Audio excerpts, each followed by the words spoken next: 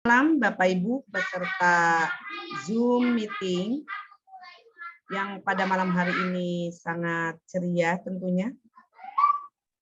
Pada malam ini kita masuk ke sesi pengusulan tentang menciptakan disiplin budaya positif di sekolah yang akan disampaikan oleh Ibu Fauji Astuti, salah satu dari peserta CGP. Kepadanya dipersilakan. Baik, terima kasih Bu Marni. Assalamualaikum warahmatullahi wabarakatuh. Waalaikumsalam warahmatullahi wabarakatuh. Sebelum saya mulai, saya mau menyapa dulu nih teman-teman yang sudah hadir ya. Ada Bu Irma, halo Bu Irma, apa kabar? Alhamdulillah. Ada Bu Dinda, ada Bu Dwi, Bu Marni, Bu Hanum ya, Bu Indah, Bu Lintang, Bu Sriatun, Bu Mariska, Bu Nuning, banyak ya. Mbak Sri, banyak, alhamdulillah. Terima kasih atas kehadirannya untuk bisa sama-sama kita berdiskusi pada malam hari ini. Teman-teman, sebagaimana teman-teman ketahui ya, saya sudah share bahwa malam hari ini kita akan sama-sama mendiskusikan bagaimana kita dapat menciptakan disiplin positif di sekolah. Jadi sesi ini mudah-mudahan tidak hanya satu arah dari saya saja. Saya hanya menyampaikan poin-poin, sedikit poin-poin, berbagi sedikit apa yang saya sudah peroleh dari pendidikan guru penggerak. Nanti selebihnya saya harapkan partisipasi dari teman-teman untuk saling mendiskusikan permasalahan-permasalahan di sekolah, terutama berkaitan dengan siswa, karena banyak sekali ya yang kita hadapi saat ini. Baik teman-teman, sebelum dimulai, marilah kita panjatkan syukur alhamdulillah kehadirat Allah Subhanahu Wa Taala atas perkenannya kita semua berada dalam keadaan sehat walafiat dan dapat mengikuti kegiatan ini bersama-sama secara live di Zoom. Salawat dan salam semoga senantiasa tercurah bagi junjungan kita Nabi Muhammad SAW. Boleh di mute dulu ya untuk sementara ini speakernya teman-teman. Baik teman-teman, izinkan saya untuk share screen dulu ya. Langsung aja ke pembahasannya.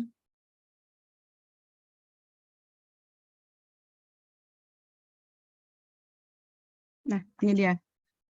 Jadi materi kita hari ini kita akan membahas sedikit tentang perubahan paradigma belajar, kemudian tentang disiplin positif, kemudian yang ketiga tentang motivasi perilaku manusia, kemudian tentang kebutuhan dasar manusia, kemudian tentang 5 posisi kontrol guru. Nah, ini harus kita ketahui bersama-sama. Kemudian tentang keyakinan kelas dan tentang segitiga restitusi. Mungkin ada beberapa istilah-istilah yang masih asing di telinga kita ya, nanti akan kita bahas sama-sama. Materi ini sebagian kecil sudah saya sampaikan saat pengimbasan di sekolah, jadi ada beberapa teman-teman yang sudah pernah mendengarkan, tapi kemarin itu saya baru mengulas kulit-kulitnya saja ya. Mudah-mudahan kali ini akan lebih jelas lagi melalui sesi Zoom ini. Baik.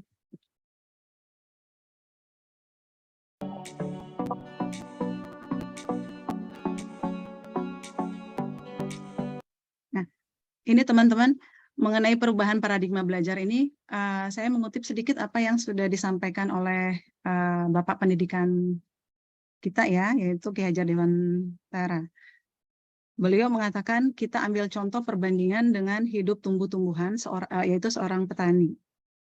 Dalam hakikatnya sama kewajibannya dengan seorang pendidik. Jadi Ki Hajar Dewantara ini mengibaratkan kita pendidik ini sebagai seorang petani, di mana petani itu yang menanam padi misalnya dan hanya dapat menuntun tumbuhnya padi.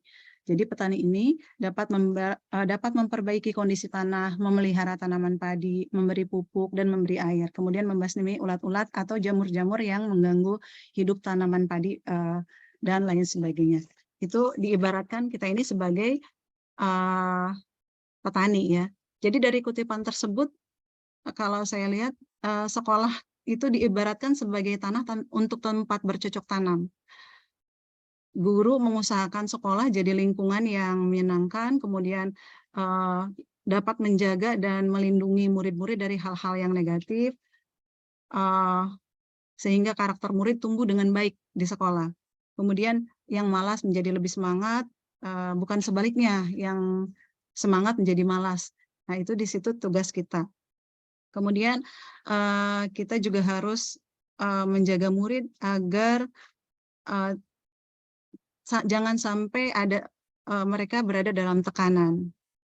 Sehingga kalau mereka berada dalam tekanan, biasanya proses pembelajaran akan sulit mereka terima.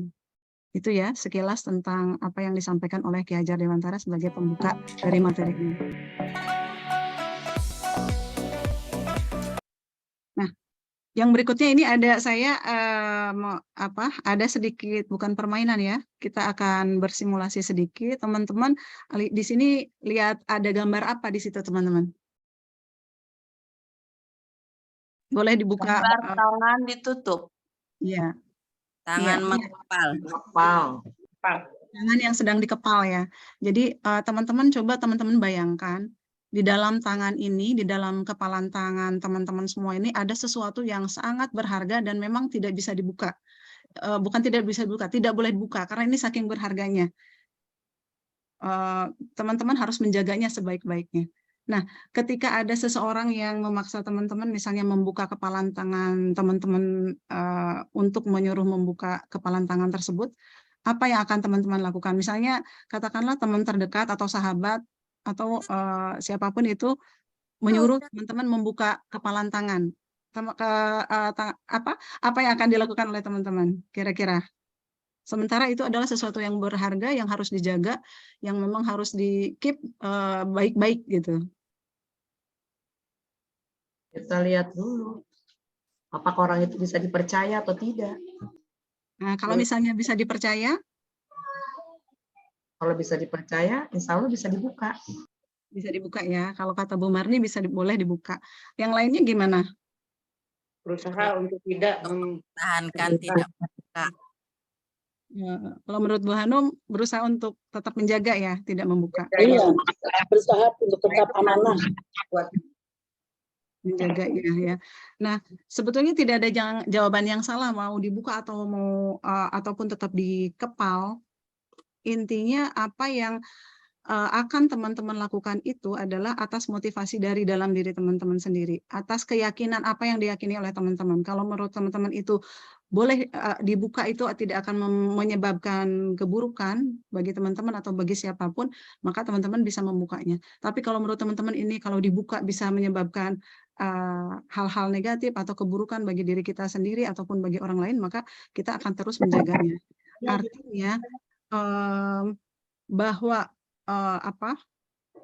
seseorang melakukan suatu kehendak itu melakukan sesuatu itu atas dasar kehendaknya sendiri, bukan karena paksaan orang lain, ataupun misalnya dipaksa oleh orang lain, tetap yang memutuskan itu adalah kita, bukan orang lain. Dengan atas dasar kita tahu mengapa harus membuka atau mengapa harus tetap menjaga.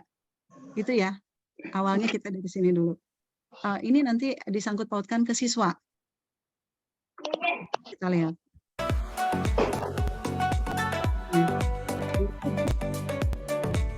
Nah, di sini saya tampilkan tentang ada teori yang disampaikan oleh Glaser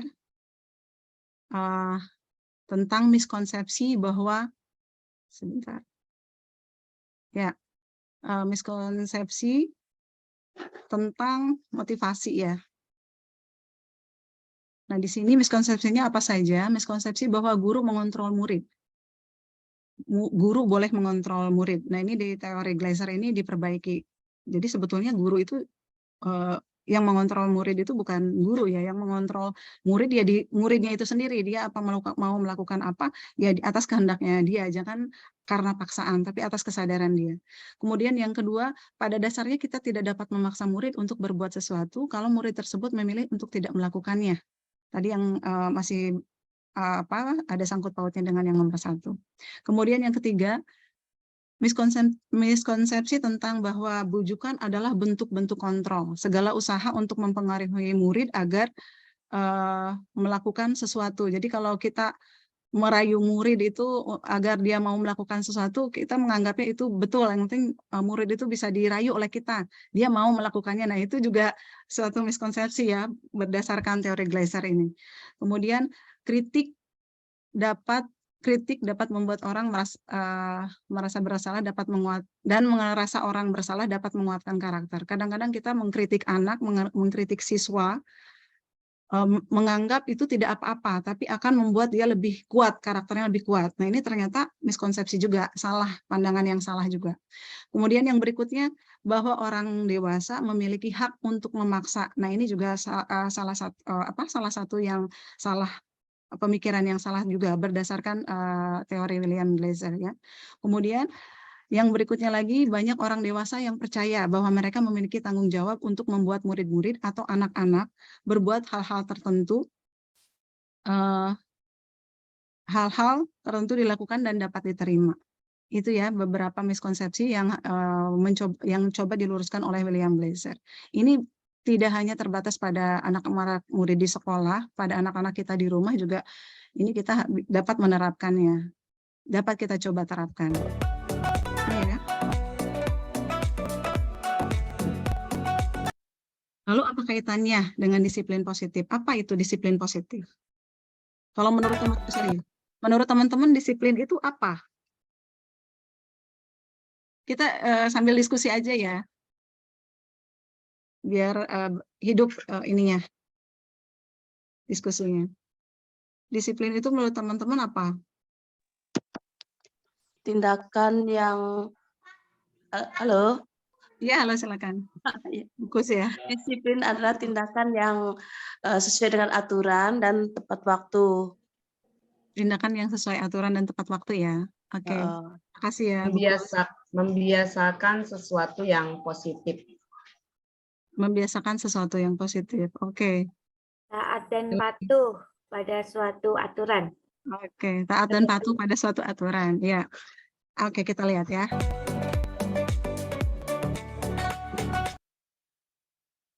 Makna kata disiplin. Apa yang terlintas di pikiran ketika kita mengenal kata disiplin? Jadi kebanyakan orang akan menghubungkan kata disiplin dengan tata tertib, teratur, kepatuhan pada peraturan, juga sering dihubungkan dengan hukuman. Nah, tadi sudah dibahas teman-teman, saya pun sama. Disiplin itu ya, kita mengkaitkannya dengan tata tertib, keteraturan, kepatuhan pada peraturan, dan tidak jarang pula ada hukumannya jika melakukan pelanggaran. Nah, ini ternyata padahal itu sesungguhnya berbeda. Karena belajar tentang disiplin positif tidak harus dengan memberi hukuman. Justru itu adalah salah satu alternatif terakhir dan kalau perlu tidak digunakan sama sekali. Nah, ini akan mengagetkan kita bagi yang kita selama ini melakukannya ya, karena saya pun jujur di kelas masih seperti itu, terakhir-terakhir masih seperti itu. Jadi anak ada yang melanggar, dihukum kadang-kadang hukumannya itu tidak sesuai dengan dengan yang diperbuatnya gitu. Sebetulnya bukan tidak boleh kita menghukum, boleh saja, tapi mungkin kita tidak menyebutnya dengan hukuman ya, lebih ke konsekuensi. Konsekuensi itu apa yang harus dia terima karena dia telah melanggar apa yang sudah disepakati. Nanti kita akan bahas lebih jauh sebelum ke situ ya. Nah, saya lanjutkan ya. Dalam budaya kita, makna kata disiplin itu dimaknai menjadi sesuatu yang dilakukan seseorang untuk mendapatkan kepatuhan. Dan kita cenderung menghubungkan kata disiplin dengan ketidaknyamanan. Nah, ini yang tidak mengenakan. Jadi, kita akan merubah paradigma itu. Jadi, disiplinnya berubah jadi disiplin positif. Bagaimana sebetulnya kalau kita lihat bagaimana cara kita mendisiplinkan anak, tapi datangnya itu tidak dengan paksaan ya, timbul dalam dirinya. Bagaimana caranya nanti kita bahas sama-sama. Nih, lagi-lagi saya mengutip lagi apa yang dikatakan oleh Kiai Hajar Dewantara karena ini cukup menguatkan untuk teori-teori tentang makna disiplin ini ya.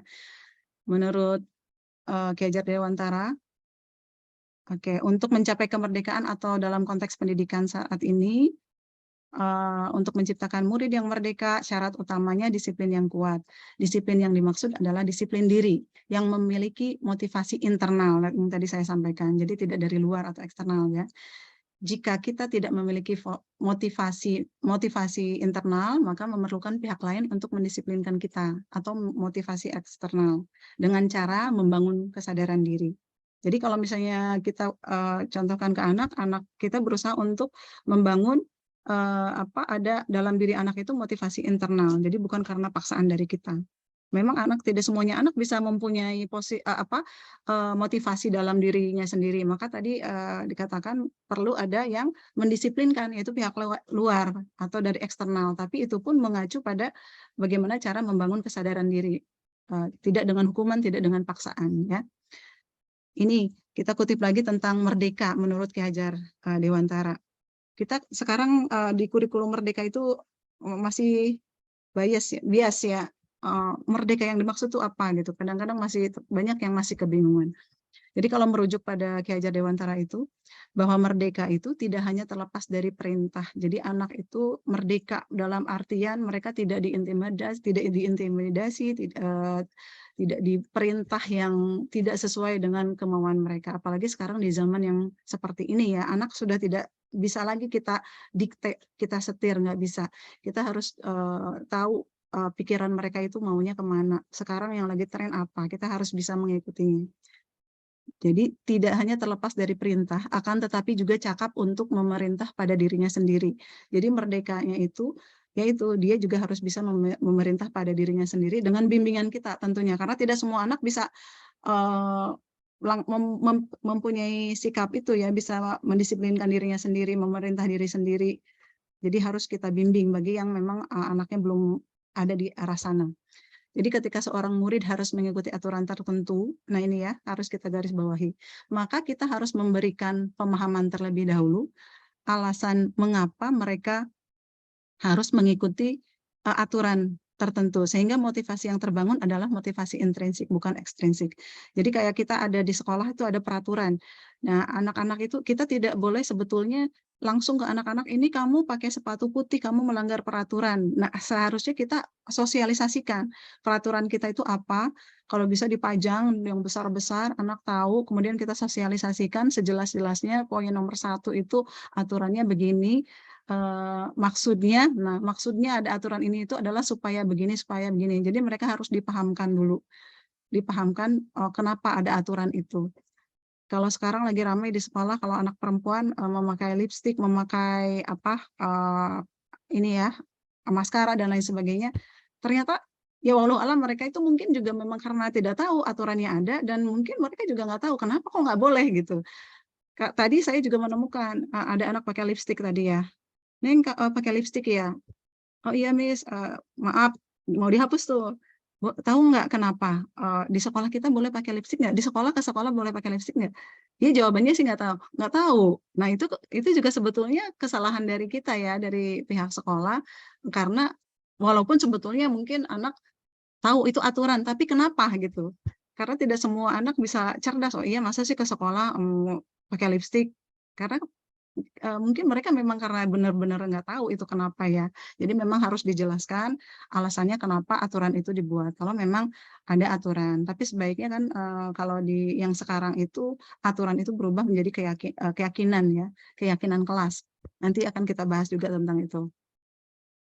Nah, di sini dijelaskan bahwa disiplin diri dapat membuat seseorang menggali potensinya menuju kepada sebuah tujuan, sesuatu yang dihargai dan bermakna bagi dirinya. Dia akan menghargai aturan itu kalau dia sudah paham dan tahu maknanya. Jadi dengan kata lain, disiplin diri juga mempengaruhi bagaimana cara kita mengontrol diri dan bagaimana menguasai diri untuk memilih mengacu pada nilai-nilai yang kita hargai. Berikutnya ya. Nah, berikutnya kita akan membahas tentang motivasi perilaku manusia. Jadi ada 3 motivasi perilaku manusia. Yang pertama, untuk menghindari ketidaknyamanan atau hukuman. Yang kedua, untuk mendapatkan imbalan atau penghargaan dari orang lain. Yang ketiga, untuk menjadi orang yang mereka inginkan dan menghargai diri sendiri dengan nilai-nilai yang mereka percaya. Nah, kalau teman-teman sendiri ada di posisi nomor berapa? Atau saya tanya begini, teman-teman kan kita ada aturan di sekolah, kita masuk kan jam berapa? Jam 7 ya? Masuk jam 7, terus teman-teman datang misalnya tepat waktu jam 7 itu motivasi teman-teman karena apa? apakah karena untuk menghindari ketidaknyamanan, misalnya takut ditegur oleh Bu Ratna, Bu Kepala Sekolah, atau misalnya oleh Bu Kus, kurikulum, atau untuk mendapatkan imbalan atau penghargaan, misalnya oh ini Bu Fauzi datangnya selalu on time atau sebelum waktunya gitu untuk ujian, atau yang ketiga untuk menjadi orang yang kita inginkan dan menghargai diri sendiri dengan nilai-nilai yang kita percaya bahwa memang harus seperti itu. Nah, teman-teman milih yang mana? Biasanya yang mana yang selama ini? Yang tiga. Yang ketiga Yang insya tiga. Allah. Ya, yang tiga ya, oke. Bukus yang tiga. Oke. Saya awal-awal Bukus masih ini nih, masih nomor Apa? 1. Ah, Sebelumnya saya masih nomor 1. Aduh, takut ditegur, ada begitu Bukus. Aduh, takut ditegur. Tapi ya ada, takut ditegur ada. Aduh, nggak enak nih, takut ditegur gitu. Walaupun saya juga meyakini bahwa itu memang tugas saya harus jam 7 karena anak-anak menunggu. Tapi ada juga nomor 1-nya gitu ya, untuk ditegur nih, ini udah jam segini gitu. Saya ada seperti itu. Walaupun saya juga nomor 3 ada dalam diri saya, oh ini saya sebagai guru, saya datangnya harus lebih awal daripada murid. Nah, sekarang udah lebih memahami tentang teori-teori ini, saya berusaha keras Bukus dan teman-teman untuk bisa datang itu sebelum jam pelajaran dimulai ya, karena saya ya itu ya, mulai menghargai diri sendiri dengan nilai-nilai yang saya percaya bahwa saya sebagai seorang guru harus memberikan contoh yang baik siswa itu ya. Iya. Jadi kalau yang nomor 1 ini untuk menghindari ketidaknyamanan itu yaitu jadi biasanya pertanyaannya apa yang akan terjadi kalau saya tidak mentaati peraturan, apakah ditegur dan lain sebagainya. Kalau yang nomor 2, apa yang saya dapatkan, misalnya kalau saya datang lebih awal, oh mungkin dapat pujian, dapat apa, nomor 2. Kalau 3 memang kita yakin bahwa nilai-nilai itu memang yang harus kita terapkan. Seperti itu ya teman-teman. Nah, ini tentang keyakinan atau kesepakatan kelas. Jadi ternyata sebaiknya kita itu membuat aturan itu sekarang beralih menjadi namanya keyakinan atau kesepakatan. Kalau di kelas kesepakatan kelas, kalau di sekolah mungkin kesepakatan sekolah atau keyakinan sekolah. Jadi apa yang diyakini oleh sekolah, maksudnya warga sekolah yang harus dipatuhi sama-sama. Aturan itu jadi jangan, kalau aturan jadi seolah-olah satu pihak, orang lain terpaksa gitu harus siswa harus terpaksa melaksanakan itu. Jadi tadi tidak muncul motivasi intrinsiknya. Tapi kalau memang sekolah memang masih kesulitan untuk menciptakan kesepakatan atau keyakinan ini karena skalanya lebih besar, kita bisa mulai dari kelas dulu teman-teman. Jadi kita bikin keyakinan kelas atau kesepakatan kelas. Jadi nanti bareng dengan anak-anak kita bikin keyakinan kelas. Tapi pertanyaannya, mengapa harus kesepakatan kelas? Mengapa tidak peraturan kelas? Ya karena tadi ya, kalau mengapa tidak peraturan, jadi nanti mereka jadi terpaksa. Kalau keyakinan kan mereka akan timbul kesadaran sendiri. Nah sekarang bagaimana caranya untuk membuat kesepakatan kelas ini? Jadi nanti ini cara-caranya. Kita sampaikan kepada anak-anak bahwa kita perlu belajar dengan suasana yang menyenangkan, tertib, bagaimana caranya. Nanti biasanya anak-anak merespon, oh iya Miss, atau iya Bu, si A biasanya suka bercanda, enak nggak kalau temannya pada bercanda kita lagi belajar nggak enak, ayo kita bikin yuk kesepakatan biar bagaimana caranya supaya semuanya tertib saat belajar, semuanya senang, materinya tersampaikan, kalian belajarnya juga enak dan lain sebagainya. Jadi nanti cara membuatnya bisa kita pandu di depan, boleh yang menulis anak, boleh kita ya di papan tulis itu, di whiteboard, kemudian kita minta anak berpartisipasi semuanya. Ini ada cara-caranya. Jadi yang pertama, pernyataan keyakinan kelas senantiasa dibuat dalam bentuk positif. Saya sudah buat dengan anak-anak di kelas, di beberapa kelas yang saya ajar, tapi saya harus bukan mengulang, maksudnya mengevaluasi, karena saya di situ masih ada kata-kata negatif. Dalam artian pernyataannya harus positif itu kalau bisa misalnya anak-anak bikinnya, ini Miss tidak boleh bercanda dalam kelas. Nah mungkin tidak kata tidaknya itu kita alihkan, kita ganti menjadi seluruh siswa harus tertib mengikuti saat mengikuti pembelajaran di kelas misalnya. Jadi kata tidaknya itu diganti dengan kata yang pernyataan yang lebih positif. Itu yang poin pertama. Kemudian yang kedua, keyakinan kelas hendaknya tidak terlalu banyak. Jadi kita bikin yang poin-poin terpenting saja, yang urgent. Tapi anak-anak itu kemarin begitu saya praktekkan, karena saking antusiasnya kadang-kadang mereka lebih dari 20 sampai 30 saya batasin, udah jangan terlalu banyak, yang penting-pentingnya aja. Mereka senang sekali gitu segala ditulisin. Tapi tidak apa-apa, nanti kita akan pilih yang urgent yang bisa diterapkan di sekolah. Kenapa jangan terlalu banyak? Ini agar anak mudah mengingat dan dapat dipahami ya. Kemudian yang berikutnya, keyakinan kelas sebaiknya sesuatu yang dapat diterapkan. Jadi yang memungkinkan, kalau yang tidak memungkinkan, anak memberikan usul tapi tidak memungkinkan, ya kita kasih pengarahan bahwa itu tidak mungkin diterapkan. Kemudian usahakan semua warga kelas hendaknya ikut berkontribusi dalam pembuatan keyakinan kelas lewat curah pendapat. Jadi mereka silakan, siapa lagi yang mau ngasih pendapat, apalagi kira-kira yang akan kita yakini di kelas ini, atau kesepakatan apa yang akan kita buat, apalagi apa saja. Nanti anak akan ada keberanian untuk berbicara. Kemudian berikutnya, kita harus bersedia meninjau kembali keyakinan kelas dari waktu ke waktu. Nah, yang tadi saya katakan bahwa saya juga harus mengoreksi lagi ya, apa yang harus diperbaiki. Tadi yang negatif harus saya ubah ke pernyataan yang lebih positif. Kemudian adanya konsekuensi ketika ada yang melanggar kesepakatan. Nah, nanti teman-teman setelah membuat kesepakatan kelas, teman-teman jangan lupa juga untuk mengingatkan murid-murid bahwa kalau ada kesepakatan, seandainya ada yang melanggar kesepakatan atau keyakinan kelas yang sudah dibuat, maka akan mendapatkan konsekuensi. Konsekuensinya nanti yang dibuat harus sesuai dengan yang sudah dilakukan kalau dia melanggar kesalahan.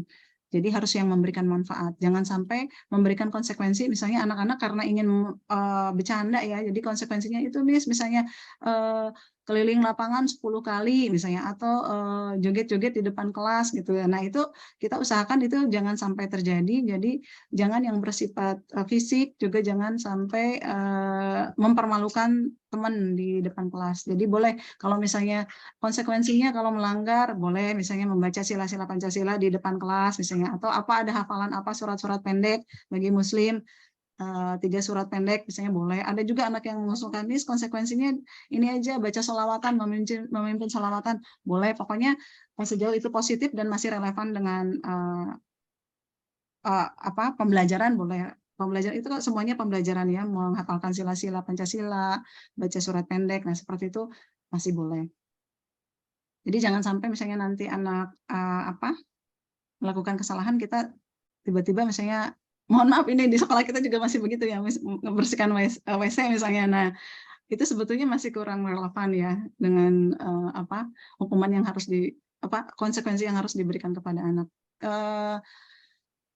Saya pernah ada di kelas 74 itu, anak ada yang tidak masuk kelas selama 1 jam pelajaran. Saya berikan konsekuensinya karena dia tidak mengikuti 1 jam pelajaran, maka saat temannya pulang, mereka tidak pulang.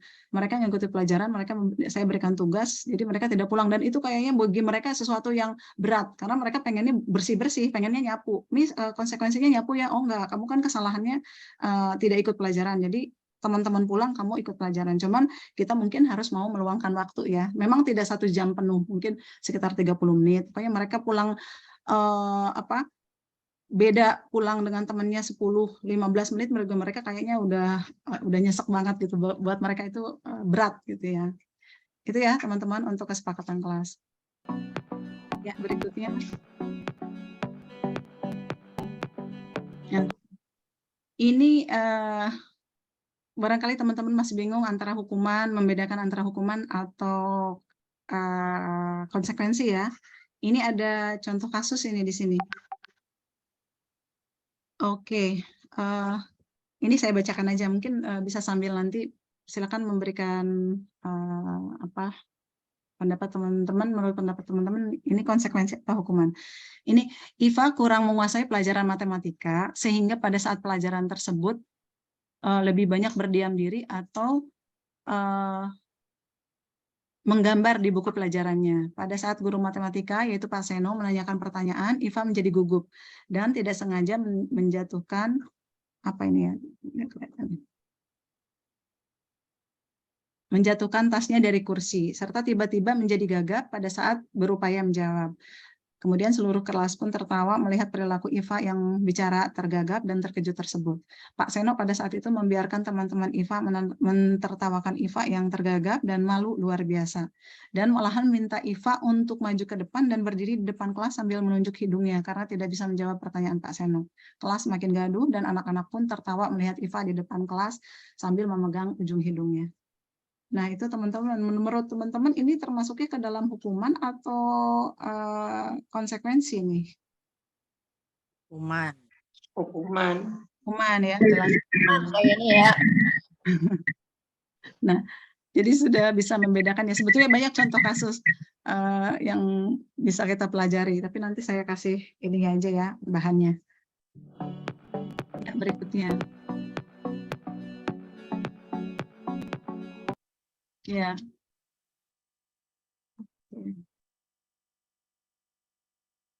Oke, ini berikutnya itu tentang kebutuhan dasar manusia. Nah, teman-teman, di sini kebutuhan dasar manusia itu ternyata ada 5. Jadi, seluruh tindakan manusia tentu orang atau dalam hal ini siswa bertindak itu tentu memiliki tujuan tertentu ya. Nah, ketika seorang murid melakukan suatu perbuatan yang bertentangan atau melanggar peraturan atau kesepakatan, hal itu bisa dikarenakan karena mereka gagal memenuhi kebutuhan dasar mereka. Apa saja kebutuhan dasar itu? Yang pertama yaitu kebutuhan untuk bertahan hidup. Yang kedua, kebutuhan akan mendapatkan kasih sayang dan rasa diterima. Yang ketiga, kebutuhan akan penguasaan, pengakuan atas kemampuannya. Kemudian yang keempat, kebutuhan akan kebebasan, kebutuhan akan pilihan ya. Yang kelima, kebutuhan akan kesenangan atau kebutuhan untuk merasa senang. Ini kebutuhan dasar manusia. Nah, kita harus tahu ini. Jadi kalau siswa kita melakukan sesuatu, ini kebutuhan apa yang dia sedang penuhi ya. Coba kita lihat berikutnya. Nah, ini ada contoh kasus. Ibu Ambar, guru wali kelas, ini kelas 6 ya. Wali kelas 6A di SD Pelita Hati sedang bingung menghadapi ulah salah satu murid di kelasnya. Namanya Doni. Beberapa anak di kelas 6A, ini 6 ya, maaf, telah datang padanya dan mengeluhkan Doni yang seringkali meminta bekal makan siang mereka dengan paksa. Jika ibu bapak menghadapi situasi seperti Ibu Ambar, apa yang akan dilakukan? Apa kira-kira alasan Doni melakukan hal itu? Boleh teman-teman mengemukakan pendapatnya. Menurut teman-teman gimana? Mungkin si Doni nggak Bisa dibeliin bekal, Miss. Ya boleh Bu Nuning.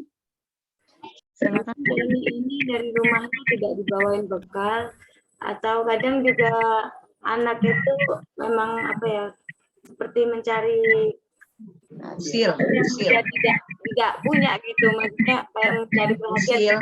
keusilan. Iya. Ya.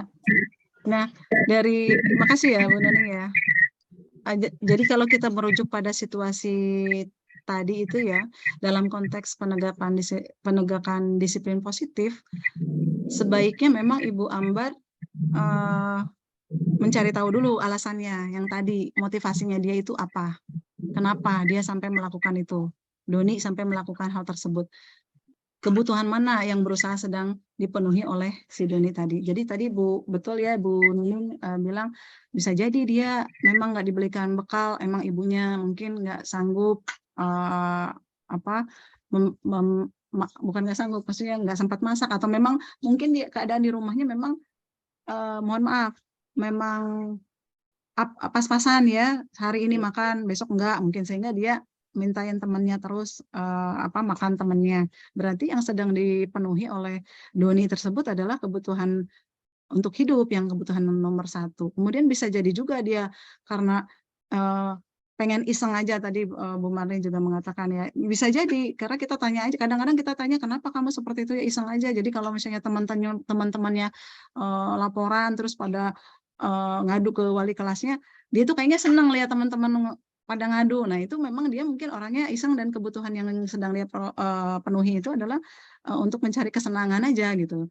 Kemudian kalau misalnya Mencari perhatian Ya, ya. mencari perhatian bisa juga Bu Marni. Misalnya dengan dia seperti itu, teman-temannya melaporkan kepada guru, gurunya kemudian menelepon orang tuanya, kemudian orang tuanya menasehati, bisa juga dia karena memang ternyata orang tuanya dia perlu perhatian orang tua, dia ada mungkin udah senang orang tuanya masih diperhatikan, mungkin memang sebetulnya orang tuanya bisa membekali dia, cuman mungkin karena kesibukan atau apa sehingga tidak membekali. Nah kan jadi orang tuanya besoknya membekali. Jadi kemungkinan itu bisa saja. Jadi kalau misalnya anak karena memenuhi kebutuhan untuk kesenangan iseng usilnya itu bukan berarti kita biarkan juga. Maksudnya setelah kita tahu bahwa yang sedang dipenuhinya itu adalah kebutuhan tertentu, kita akan lebih mudah mencari solusinya, menasehatinya akan lebih mudah. Jadi jangan langsung blame ke anak, menyalahkan kamu nggak boleh begini, nggak boleh begitu, tapi kita cari tahu dulu apa kebutuhan apa yang sedang dia penuhi. Emang anak kebanyakan iseng ya, nanti kita akan pelajari juga bagaimana cara mengatasi anak-anak seperti itu. Ya, berikutnya ini. Nah, ini kita sekarang masuk ke apa ini? Posisi kontrol guru ya, posisi kontrol guru ini beberapa minggu lalu sudah saya sampaikan. Jadi teman-teman kita ini ya bukan guru saja, orang tua juga sama. Jadi ada posisi penghukum. Nah di sini posisi penghukum itu biasanya seorang penghukum bisa menggunakan hukuman fisik maupun verbal, kata-kata. Jadi orang-orang yang menjalankan posisi penghukum ini,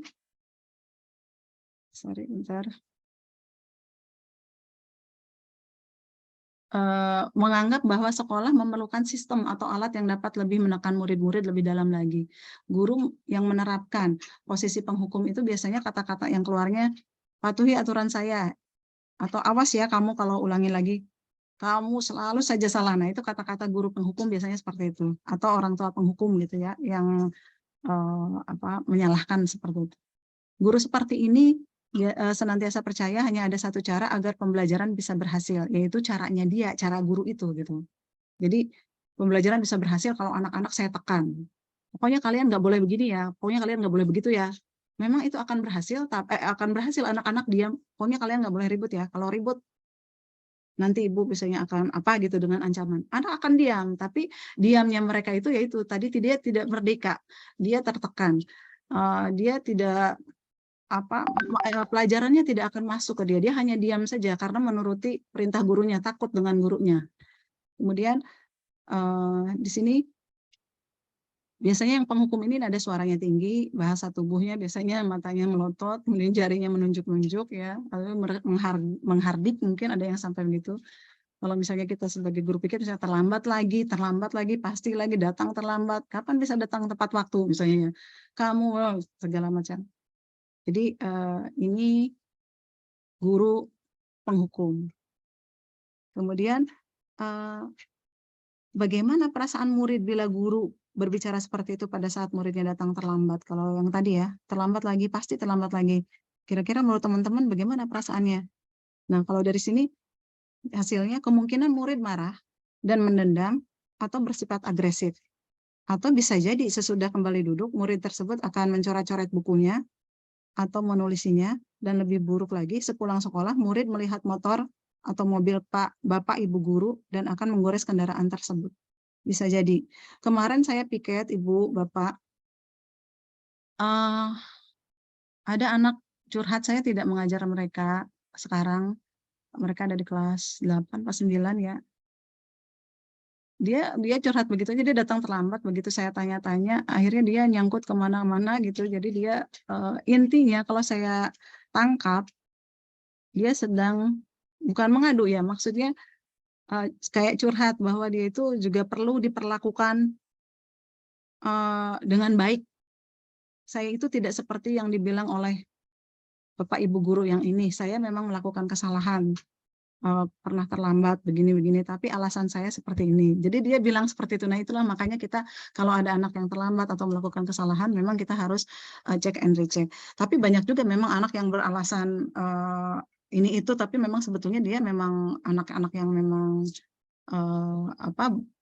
mohon maaf ya agak bermasalah gitu. Memang dia bermasalah terus mencari-cari alasan, ada juga seperti itu. Ini teori-teori ini bukan berarti kita tidak boleh marah sama siswa ya, kepada siswa ya, Ibu Bapak guru. Jadi memang ada anak-anak tertentu yang memang dia egonya memang perlu kita turunkan. Kalau misalnya anak itu awalnya ngeyel, sudah kelihatan tidak patuh dengan kita, boleh kita turunkan dengan menurunkan egonya dulu. Kamu ini siapa?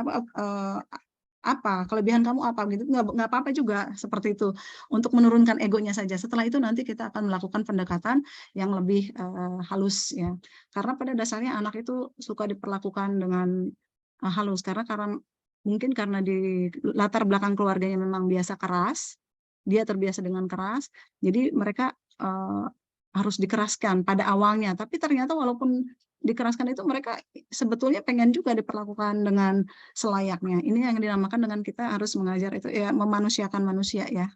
Kita mulai ke sana arahnya. Ya, berikutnya ini tadi teori posisi penghukum. Berikutnya, nah ini pembuat merasa bersalah. Jadi ada guru yang punya tipikal pembuat rasa bersalah pada siswa. Pada posisi ini biasanya guru akan bersuara lebih lembut.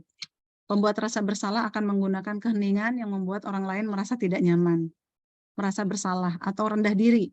Jadi kata-kata yang keluar dengan lembut seperti ini misalnya, Ibu sangat kecewa sekali dengan kamu. Atau bisa jadi seperti ini ya kata-katanya, berapa kali Bapak harus memberitahu kamu ya? Atau boleh juga, gimana coba kalau orang tua kamu tahu kamu berbuat seperti ini?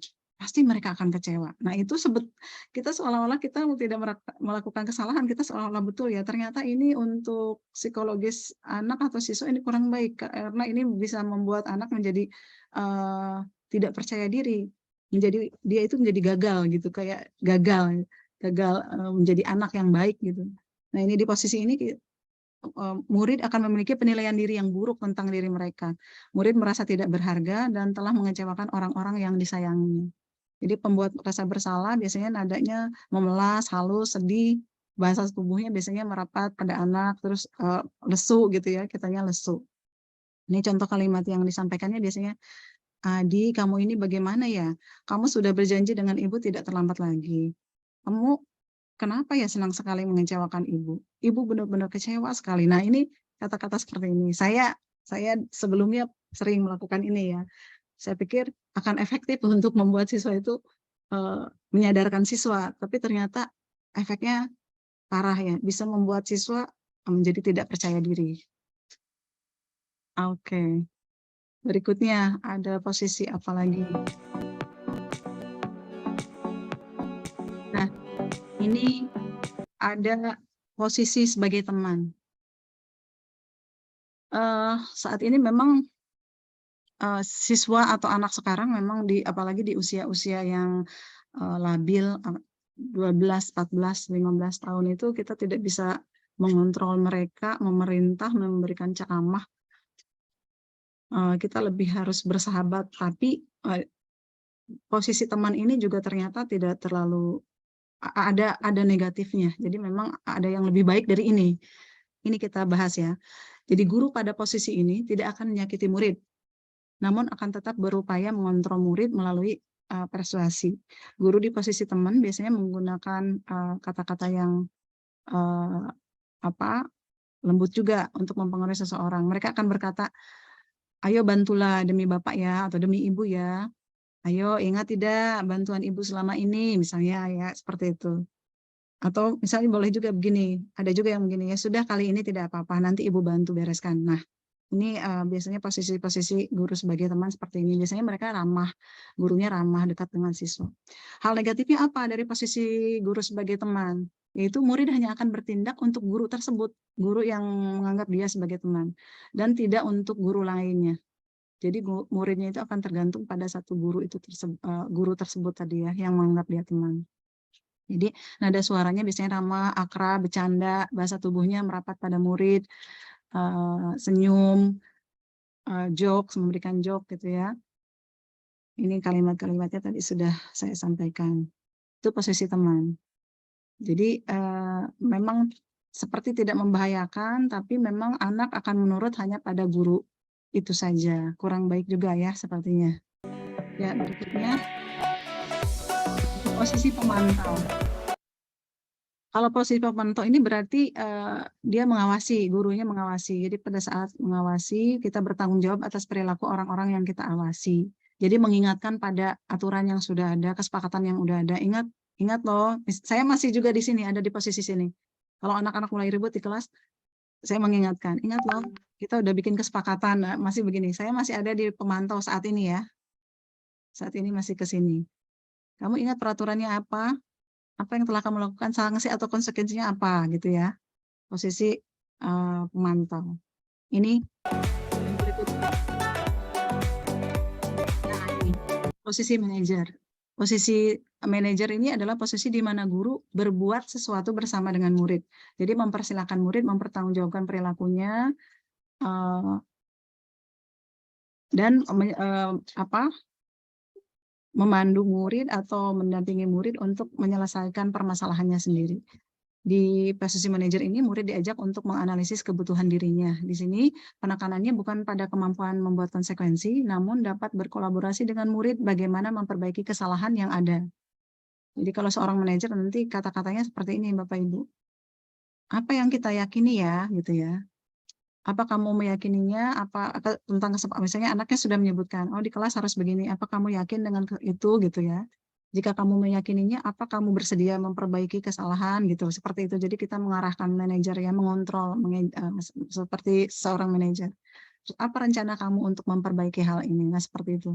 Ini jadi posisi yang paling ideal memang di manajer ini. Tapi bertahap ya, Ibu Bapak, memang tidak semudah seperti yang dijabarkan dalam teori-teori ini. Tapi kita namanya berusaha, berupaya untuk bisa memenuhi kebutuhan murid sesuai dengan kodrat zaman. Sekarang zamannya seperti itu ya, kita harus mampu bagaimana triknya menghadapi anak-anak saat ini ya, di zaman ini.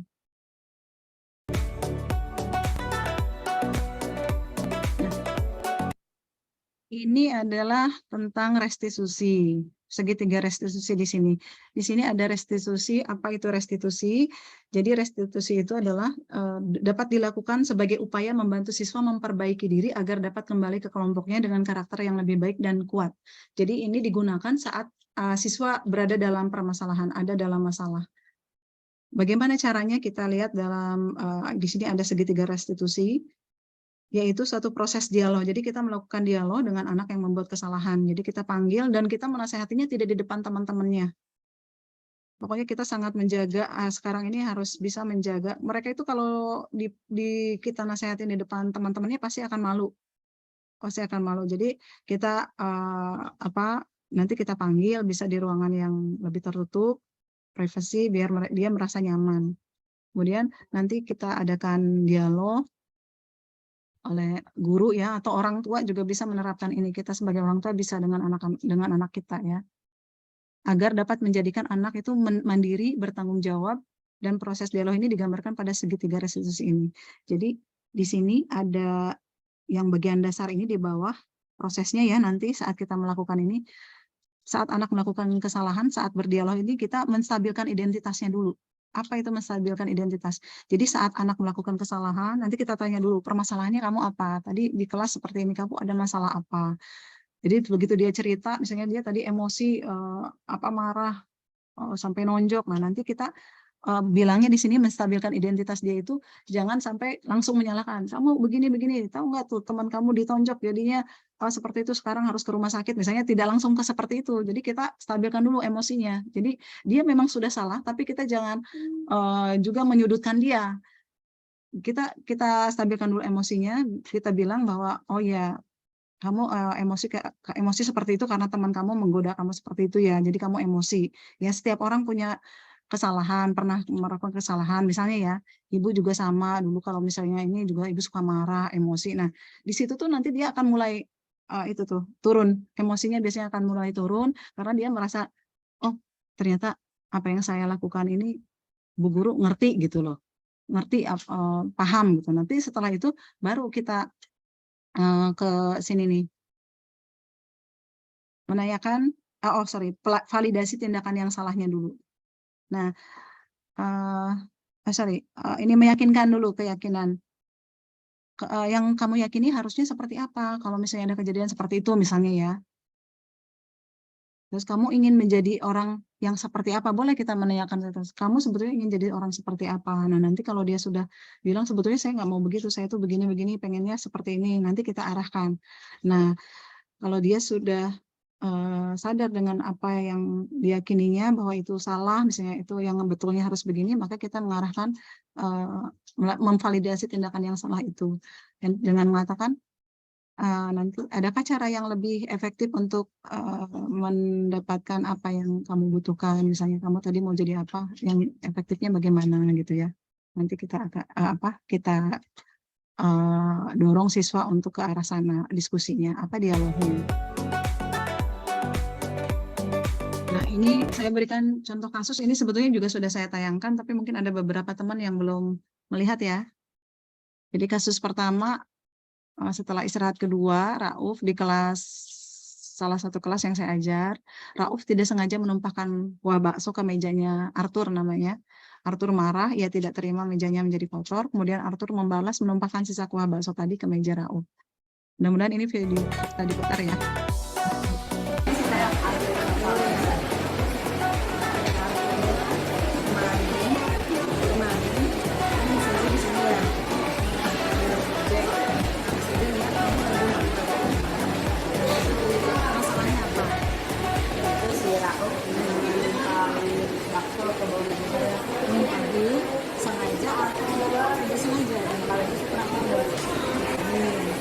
Pokoknya baksonya ada di mejanya Arthur, airnya, tumpahannya, terus setelah itu Arthur gimana?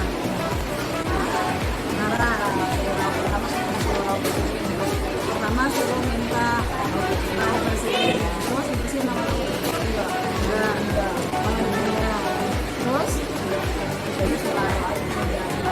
Terus kamu balas tumpahannya berarti gimana? Ini yang tumpahan di Rauf itu. Terus kalau di mejanya itu ada biar apa? Biar dia bersih. Meja kamu ada di atas tidak?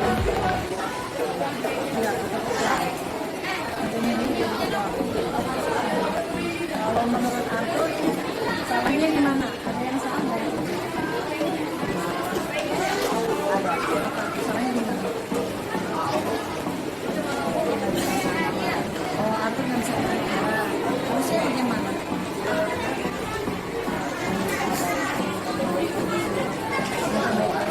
Harusnya begitu ya? Cuma kemarin emosi ya. Nanti berarti next time kalau ada kondisi seperti itu, aku bisa mengontrol diri ya. Benar lagi ya. Sebetulnya solusi perubahan bisa melakukan masalahnya atau pemecahan masalahnya. Jadi itu aja sih yang saya mau panggil itu. Karena ternyata Arthur sudah bisa tahu solusinya bagaimana, solusinya mengatasi solusi bagaimana. Cuma solusinya dari Arthur sudah betul, cuma kemarin karena emosi aja ya. Jadi lain waktu harus bisa kontrol emosi dulu.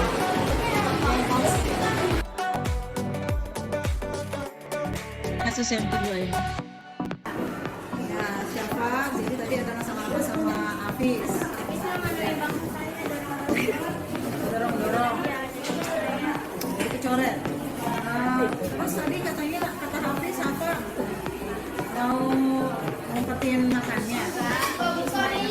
Dikeluarin buat apa? Maksudnya untuk apa? Bercanda juga. Jadi balas. Menurut kamu kalau ada yang buat salah, boleh dibalas nggak? Nggak, harusnya bagaimana? Dikasih tahu aja ya.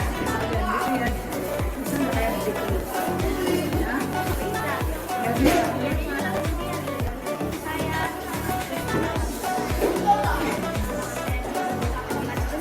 Kalau dipukul, boleh nanti dikasih tahu. Kalau bisa kasih tahu bisa bilang sama gurunya. Ya, nanti kita diskusikan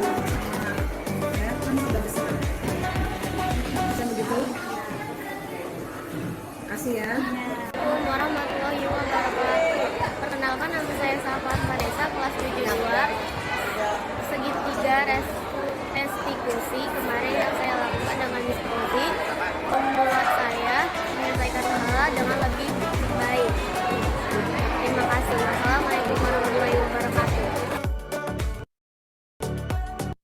Itu ya teman-teman segitiga restitusi yang sudah saya terapkan. Ada masalah-masalah tertentu yang juga banyak sekali masalah, tapi kayak kemarin kegiatan lagi kegiatan di lapangan ya, kegiatan maulid itu anak-anak ada yang bermasalah itu mau saya buat dibikinkan seperti restitusi karena banyak juga jadi susah juga gitu. Jadi ada beberapa yang memang bisa, ada yang beberapa yang memang harus kita langsung eksekusi di tempat, tapi tetap dengan cara-cara yang lebih menghormati anak-anak. Jadi supaya mereka merasa dihormati, mereka juga jadi ke guru itu nggak ada kebencian. Jadi mereka hormat kita kayak seolah-olah di mata mereka itu berwibawa. Jadi bukan karena menakutkannya aja, tapi mereka memang menghormati guru memang karena dia merasa simpatik ya, misalnya dengan contoh-contoh yang kita perbuat yang mereka lihat oh iya baik ya yang dilakukannya gitu. Jadi mereka merasa simpati dan mereka akhirnya tergerak untuk bisa berubah sedikit-sedikit. Itu ya Ibu Bapak yang bisa disampaikan.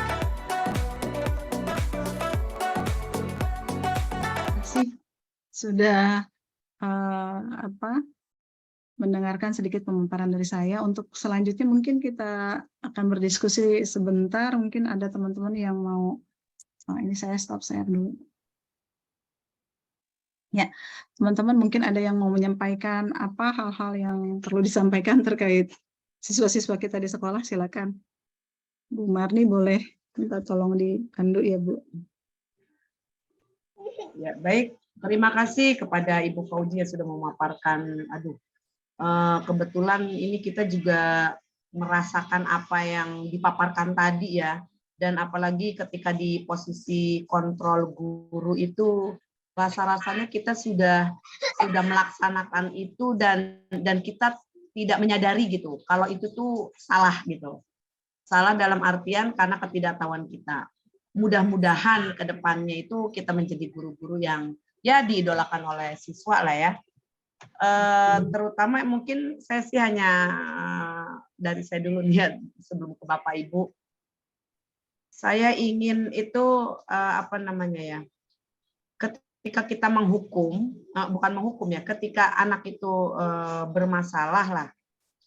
Sebetulnya kita memang kepingin apa yang dimaui oleh posisi kontrol guru yang tipe manajer lah ya, yang tipe ideal gitu.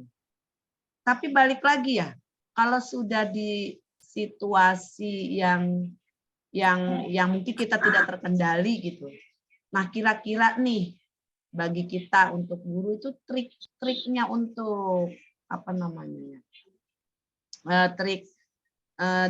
supaya meredam kalau sudah di posisi dan situasi yang memang tidak memungkinkan, mungkin manusiawi kita juga muncul gitu. Marah, Bu. Muncul gitu kemanusiaan kita karena melihat yang ketidakpantasan, ketidaksopanan, ketidakseharusnya tidak dilakukan oleh seorang murid gitu. Nah, kalau menurut Ibu Fauji sendiri itu seperti apa ya kira-kira untuk trik kita sebagai guru itu dari mencapai posisi kontrol guru yang lebih baik ya, terutama untuk mengarah ke manajer posisi manajer kontrolnya itu seperti apa ya? Ya, sebelum ini kita diskusi sama-sama ya. Mungkin dari teman-teman ada yang menanggapi dulu permasalahan yang Bu Marni hadapi, kira-kira bagaimana ya menghadapinya kalau seperti itu? Kadang-kadang kita di luar kontrol kalau saat dihadapkan pada situasi yang sulit ya, anak-anaknya sudah melampaui batas misalnya, kan sering juga seperti itu. Kira-kira seperti apa ya teman-teman? Kalau berdasarkan apa yang tadi sudah dipaparkan, kira-kira kita harusnya seperti apa?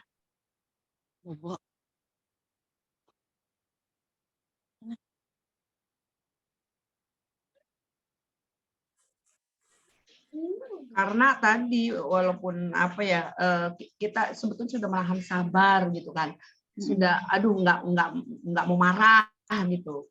Tapi dalam posisi seperti itu, ya tadi kemanusiaan kita itu muncul gitu, kemanusiaan yang sifat marah gitu, sifat melihat ketidaksopanan anak, ya itu tadi ya munculnya, kita susah meredam lah. Ya. Ya, kalau misalnya saya boleh menanggapi ya, Bu Marni ya. Itu kan memang manusiawi ya. Kalau misalnya anak-anak misalnya berbuat sesuatu, boleh berbuat sesuatu dan kadang-kadang dalam posisi kita misalnya udah lagi banyak tugas, tiba-tiba ketemu anak seperti itu, jadi memancing emosi kita. Tapi yang bisa kita lakukan kalau misalnya dalam keadaan seperti itu ya memang lebih baik diam. Kalau menurut saya lebih baik diam dulu. Pun saya malah kalau saya lagi sekarang ini lagi berusaha begini, anak misalnya lagi bermasalah banget, pokoknya usahakan jangan sampai bilang bandel banget sih nih anak, kamu bandel banget sih, itu jangan sampai ya buat teman-teman, jangan sampai, karena itu akan menguatkan karakter mereka. Kemarin beberapa pengimbasan beberapa waktu lalu saya sampaikan tentang teori Ki Hajar Dewantara bahwa anak itu kan terlahir dengan karakternya masing-masing. Jadi anak ada yang beruntung dia terlahir dari keluarga yang memang keluarganya misalnya agamis, memberikan pendidikan yang bagus untuk anak-anaknya, menyekolahkan di sekolah yang bagus, agama yang bagus, sehingga disuruh ngaji dan lain sebagainya, sehingga di sekolah itu dia tidak bermasalah. Jadi kita bagi anak-anak yang sudah punya sifat seperti itu, sifat baik, kita itu perlu menebalkan. Jadi tugas guru menebalkan sifat baiknya itu. Kemudian bagi anak-anak, karena ada juga anak-anak yang kurang beruntung, lahir dari keluarga yang tidak harmonis, misalnya orang tuanya harus divorce, bercerai, bapaknya tidak bekerja dan lain sebagainya, di rumah tangganya bertengkar terus, anak mendengar itu misalnya. Nah itu sehingga membentuk karakter siswa yang keras dan lain sebagainya, di sekolah itu dia menjadi misalnya banyak buat masalah karena lingkungannya tidak mendukung dia untuk ke arah baik. Kemudian mungkin lingkungan tetangganya juga kurang baik, dia masuk ke dalam lingkungan yang kurang baik juga di pergaulan di rumahnya. Nah itu untuk anak-anak seperti itu tugas kita menipiskan. Jangan sampai dia udah berbuat salah kita, kamu ini bandel banget ya, berapa kali bikin masalah. Nah itu jadi kita malah menebalkan sesuatu yang salah. Jadi anak itu udah salah, kita menebalkan bahwa ya kamu salah. Seorang-orang dia tidak ada kesempatan untuk berubah. Karena setiap orang itu punya kesempatan untuk berubah. Senakal apapun itu, walaupun perlu proses, itu perlu proses, tentunya tidak semudah membalikan telapak tangan ya. Jadi memang tidak hilang sekaligus gitu ya, minimal ditipiskan lah ya. Iya, jadi saya kalau misalnya tadi dalam keadaan kayak seperti Bu Marni, sekarang ya saat ini saat saya sudah mempelajari banyak hal yang mudah-mudahan juga bisa, bukan mudah-mudahan, yang memang saat ini bermanfaat buat saya lebih bisa menahan diri Bu Marni, karena memang kita perlu belajar sebagai guru ya, kita jangan merasa ada di comfort zone, kita sudah enaknya kita ngajar aja begini udah. Ternyata tidak seperti itu, kita harus belajar karena kebutuhan murid saat ini itu kita harus tahu apa yang mereka butuhkan, seperti apa kita menghadapinya. Jadi saat saya seperti itu, karena saya ada ilmu sedikit tentang itu, sekarang saya selain istighfar, saya ke anaknya saya kepalanya. Saya usap kepalanya Bu Marni. Jadi saya usap kepalanya. Jadi saya juga nggak emosi. Kayak tadi juga ada, dan anak itu juga nggak merasa, saya udah diomelin, tadi ada yang pakai lipstik itu nggak saya omelin begini, jadi Neng kamu pakai lipstik ya, blablabla. Terus dia merasa bersalah tuh, malu begitu, terus saya giniin, habis gitu setelah saya giniin, dia kayak ngerasa dia itu kayak yang malunya itu malu, bukan nggak yang nantang gitu. Kalau awalnya tadi kayak senang gitu ya. Waktu awalnya dia kayak nantang gitu, agak nantang, tapi setelah saya usap begini, terus dia kayak yang lebih manut gitu, lebih manut. Jadi dia ngerasa, oh guru ini ternyata bukan menegur saya, tapi nggak caranya masih enak ke hati saya gitu. Ya sama lah kalau kita ditegur atasan atau ditegur teman, misalnya kita mempunyai kesalahan satu di depan umum, kita juga kan nggak mau, harga diri kita kayaknya terinjak-injak, terus kita malu. Ya anak pun sama, kalau menurut saya ya anak juga sama seperti itu. Apalagi mereka dalam rangka pencarian identitas ya. Itu mungkin Bu Marni ya, kalau saya berdasarkan pengalaman saya ya saya gitu, selain kita beristighfar, mendoakan dalam hati, sambil saya usap kepalanya, saya nasihatin tetap gitu. Kalau ada Ya, kesempatan berusaha boleh Bu untuk Marni. tidak marah lah ya. Kalau lagi ada kesempatan nanti Bu Marni boleh nih, kasusnya berat nanti boleh tuh dipanggil dengan terus kemudian untuk membangkitkan motivasi intrinsiknya pakai segitiga restitusi itu, kenapa alasannya dan lain sebagainya. Itu budaya positif di sekolah itu, membangun budaya positif sekolah itu tidak bisa hanya sendiri dilakukan. Saya juga berat kalau misalnya harus membangun budaya positif di sekolah sendiri, itu saya yakin nggak akan berhasil. Paling anak cuman respect kepada kita aja, tapi budaya positif di sekolah itu tidak akan terbangun kalau semuanya tidak menerapkan. Makanya apa yang saya peroleh, saya ingin mengimbaskan kepada teman-teman, berbagi.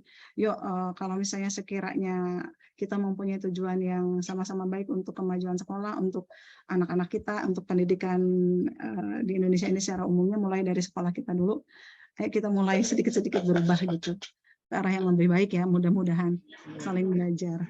Itu mungkin. Terima kasih Bu Fauzi. Ya, Bapak mudah-mudahan Ibu yang lain silakan. ya, kita bisa Bu diskusi. Hanum barangkali ada pertanyaan. Mungkin lebih ke diskusi ya. Kalau pertanyaan saya belum ini, bukan pakarnya. Nah, Bu Hanum mungkin ada yang mau disampaikan, Bu Hanum?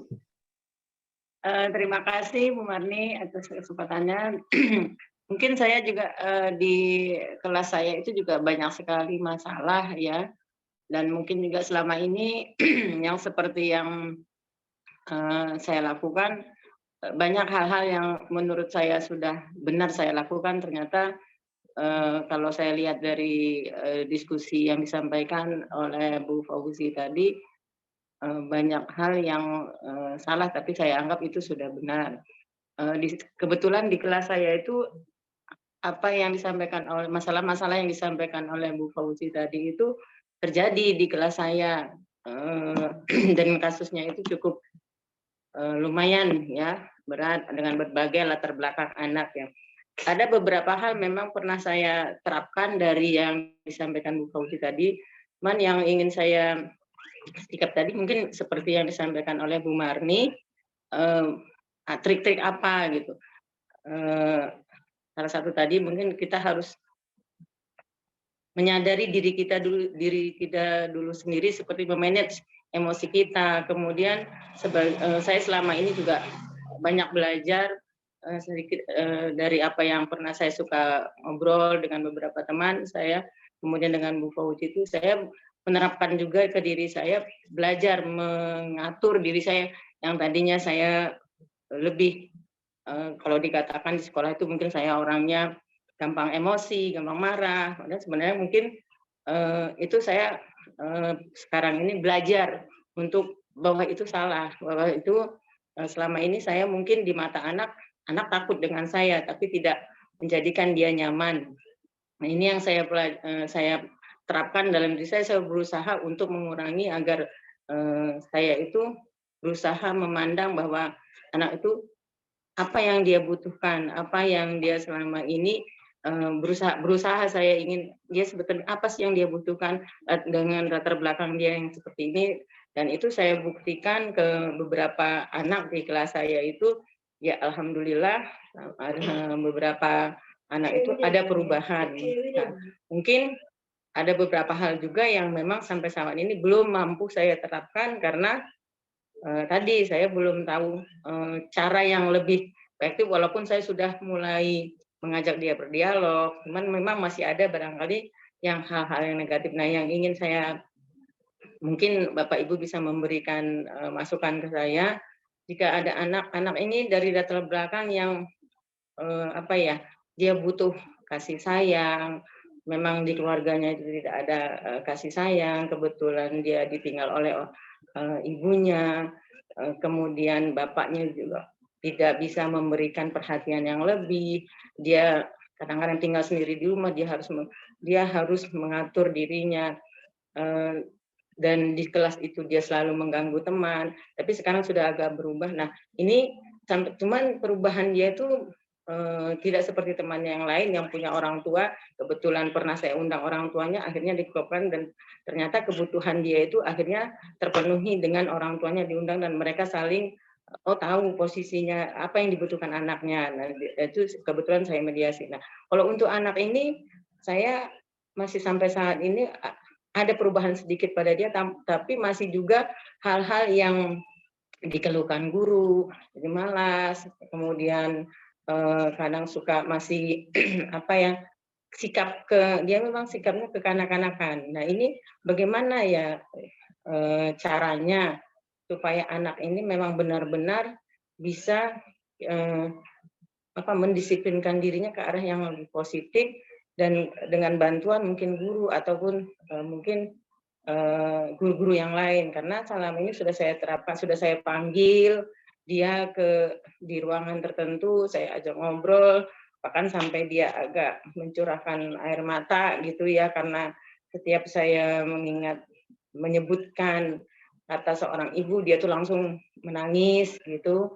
Dan tapi setelah itu nanti kembali lagi dia berulah dan melakukan hal yang yaitu tadi mencari perhatian mungkin barangkali. Nah, mungkin teman-teman bisa kali ya memberikan solusinya buat saya. Memang menurut saya anak ini perlulah kita bantu dari segala sisi, karena memang dia sangat, dari sisi ekonominya juga kurang, dari segala hal memang sangat kurang. Nah, mohon mungkin juga teman-teman yang lain bisa, mungkin beberapa teman ada yang di sini, kebetulan ada di sini yang mengajar di kelas itu, mungkin mengerti siapa yang saya maksud di kelas saya tersebut. Kasih itu. Baik, Bu Hanum, terima kasih atas pertanyaannya. Iya, Ibu Fauji. Jadi memang kadang kita juga sama sih kasus di kelas-kelas kita ya apa yang dipaparkan oleh Bu Hanum ya. Banyak anak yang caper juga gitu. Nah, untuk yang caper ini tadi, sekali kita kasih nasihat, ya mereka mungkin gitu. Tapi besok lagi berbuat seperti itu lagi ya tadi, lagi-lagi uji kesabaran kita, mungkin kesabaran kita diuji di situ. Nah, itu tadi Bu Hanum mau tanya triknya itu seperti apa, mau kayak apa sih untuk menangani anak yang seperti itu gitu, yang caper seperti itu. Ya, silakan Bu Fauji. Teman-teman lain mungkin ada yang mau ini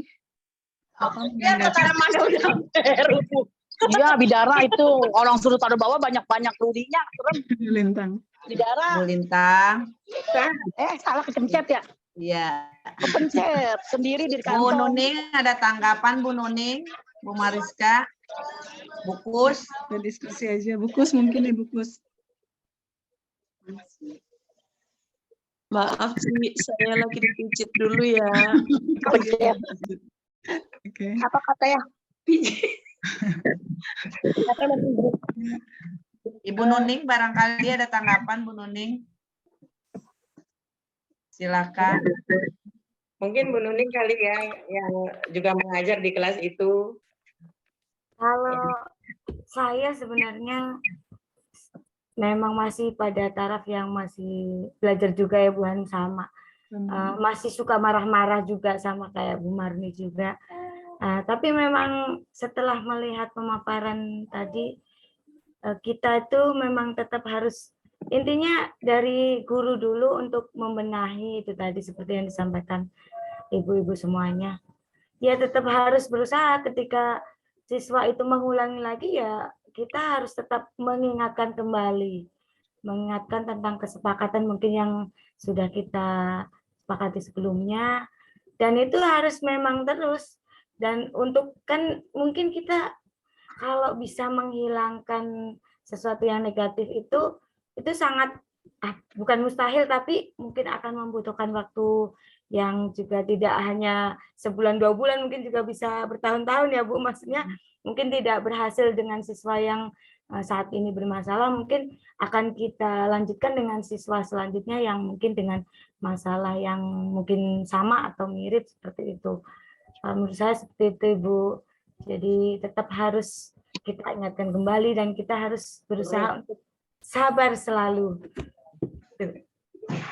Ya, terima kasih Bu Nuning. Benar juga kata Bu Nuning ya, memang anak itu ya namanya juga anak-anak gitu kan. Kalau dia mungkin paham sekali ya bukan anak-anak gitu kan. Orang dewasa aja juga kadang enggak sekali 2 kali, berkali-kali gitu, apalagi anak-anak yang belum dewasa seperti itu. Jadi mungkin trik kita tadi ya Bu Hanum mungkin jangan bosan-bosan gitu. Besok dia bosan itu diingatkan lagi ya, mungkin seperti itu kesimpulannya mungkin ya kalau saya bisa menyimpulkan. Silakan Bu Fauzi mungkin ditanggapin. Ya. Tadi yang disampaikan Bu Hanum itu udah yang saya maksud ya, Ibu Bapak. Jadi memang anak-anak kita ini memang datang dari berbagai macam latar belakang yang memang harus kita pahami. Tadi sudah saya sampaikan sebelumnya. Jadi yang disampaikan oleh Bu Nuning betul, diperlukan kesabaran, diperlukan kerja keras, tidak bisa seperti membalikan telapak tangan. Kita harus terus-terusan aja seperti itu. Tidak putus asa. Ini udah diginiin, saya udah melakukan segala macam. Saya lihat juga Bu Hanum memang sudah apa yang Bu Hanum lakukan itu sudah semuanya sudah tepat ya. Insya Allah sudah tepat itu. Nah, mungkin ada kalau misalnya Bu Hanum ada kesempatan lagi bisa sampai ke memunculkan kesadaran dirinya, kesadaran dari internal, dia nggak boleh begini begitu tuh kenapa gitu, itu akan lebih baik. Karena kalau kesadaran internal itu muncul dengan sendirinya, anak itu tidak usah kita suruh-suruh juga dia udah tahu gitu. Cuman itu memang sulit untuk memunculkan kesadaran internal. Kayak seperti ini deh, misalnya kalau saya kasih analogi, misalnya ibu bapak kalau misalnya naik motor harus pakai helm, alasannya kenapa? Kalau Bu Marni pakai helm, alasannya kenapa? Keselamatan dong, itu nomor 1. Kedua, takut polisi juga kan ditangkap ya. Kalau udah ditilang gitu kan juga duit kita keporot itu. Nah, jangan sampai deh. Ya, tapi yang terutama keselamatan ya. Kemudian ya, kemarin pas pandemi ini kan pas pandemi meningkat itu, kita kan cuci tangan, pakai masker. Itu untuk apa? Kenapa? Untuk kesehatan kita. Kesehatan lah ya. Kesehatan. Nah, kita yakini itu kan, kita memakai helm karena untuk keselamatan. Kita meyakini itu untuk keselamatan kita. Kita menerapkan itu, memakai masker, kita cuci tangan untuk kesehatan. Nah, karena kita udah ada kesadaran sendiri seperti itu, misalnya pemerintah nggak bilang pun, karena kita sudah tahu ilmunya, sudah tahu ada muncul kesadaran dari kita, maka kita nggak usah di-push sama orang lain, kita akan menerapkannya sendiri. Nah, itu siswa harus bisa kita mendorong siswa ke arah situ. Memang tidak mudah ya, memang agak sulit. Dan ada beberapa anak yang memang untuk diarahkan ke arah sana itu karena untuk pemahamannya agak sulit, jadi perlu kerja keras dari kita. Tadi kata Bu Nuning yang memang harus terus-menerus bersabar, terus-menerus, terus munculkan motivasi intrinsiknya. Itu sih yang penting. Kalau misalnya kita belum bisa memunculkan motivasi dalam dirinya sendiri, bisa sampai keluar, misalnya masih karena dorongan eksternal, itu sulit juga. Nanti anak akan berbuat seperti itu lagi. Ya kadang-kadang walaupun misalnya dia salah lagi, ya tadi kata Bu Mari betul, jangankan anak ya, kita aja pun orang dewasa kalau yang sudah jadi karakter juga sudah dikasih tahu melakukan kesalahan lagi. Yang pokoknya yang terpenting kita sudah, tadi Bu Hanum sudah menerapkan, langkah-langkahnya sudah baik, sudah insya Allah sudah benar, dan tinggal doa ya, terutama kita berdoa juga anak ini supaya diberikan kesolehan gitu aja. Karena nggak ada daya upaya ya, kita hanya berusaha, berupaya. Teorinya begini, kita coba terpraktekkan nih, katanya untuk saat ini harus seperti ini, kita praktekkan. Kalau sudah dipraktekkan masih juga, ya tinggal berdoa. Tapi saya lihat tadi Bu Hanum bilang ada perubahan sedikit, itu sangat luar biasa. Itu ada perubahan sedikit aja itu sudah luar biasa. Berarti ada apa yang sudah Bu Hanum lakukan. Aku mau membuka video di mana sih? Itu mungkin ya. Teman-teman ada lagi yang perlu didiskusikan? Saya setuju, tadi saya menambahkan sedikit. Saya setuju dengan Bu Koji, yang terakhir itu yang mentok ya doa, gitu kan. Nah, itu karena hanya Allah lah ya yang bisa membolak-balikan hati manusia gitu kan. Jadi yang mudah-mudahan kita berdoa, anak kita itu akan diberikan hatinya dari yang tertutup dengan nasihat itu menjadi lebih baik lagi. Itu aja. Ini siapa yang nggak di-mute ya? Ya, yang penting kita ini lagi, saya ingat kita sama-sama saling mengingatkan lagi, sebagaimana yang diucapkan oleh Ki Hajar Dewantara, balik lagi ke sana ya, karena memang itu sangat bagus menurut saya.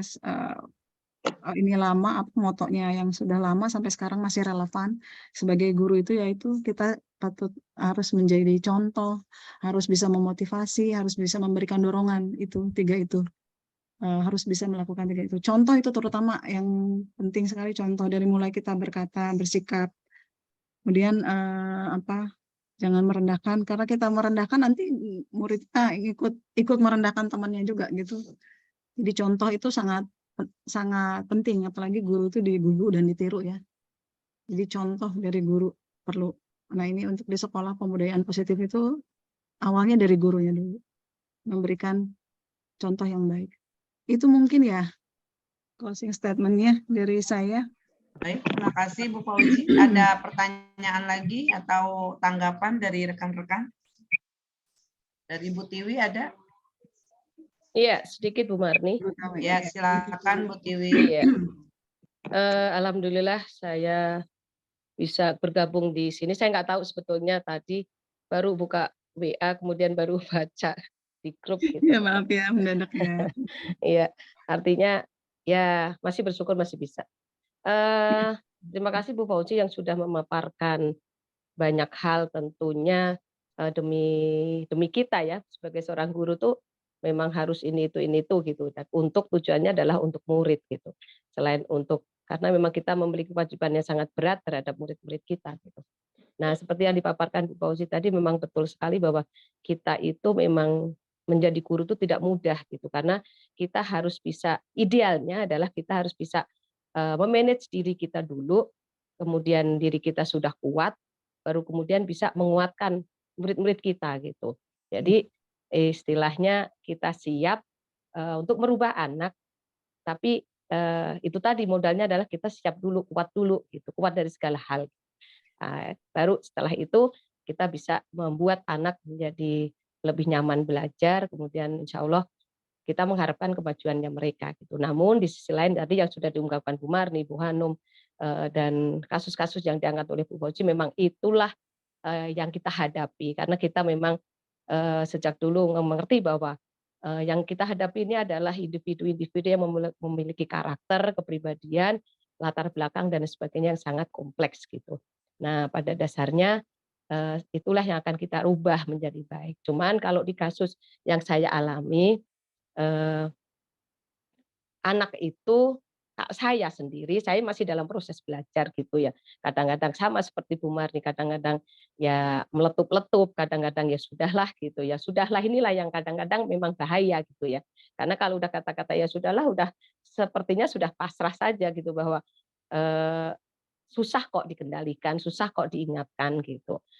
Itu artinya kita perlu sekali untuk menyadari hal itu tidak kebablasan gitu. Hanya kalau di saya kejadiannya lah gini Bu Fauzi, anak itu kalau sering tidak mengerjakan PR, seperti kemarin saya memberikan tugas untuk nge-vlog ya, karena hubungannya dengan teks deskripsi.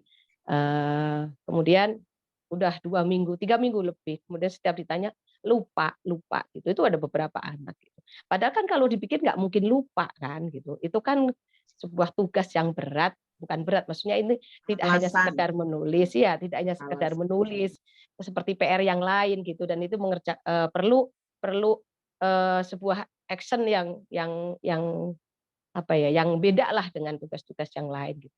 Tapi kok alasannya selalu lupa gitu. Nah, akhirnya lah tadi yang kata-kata guru menghukum gitu ya.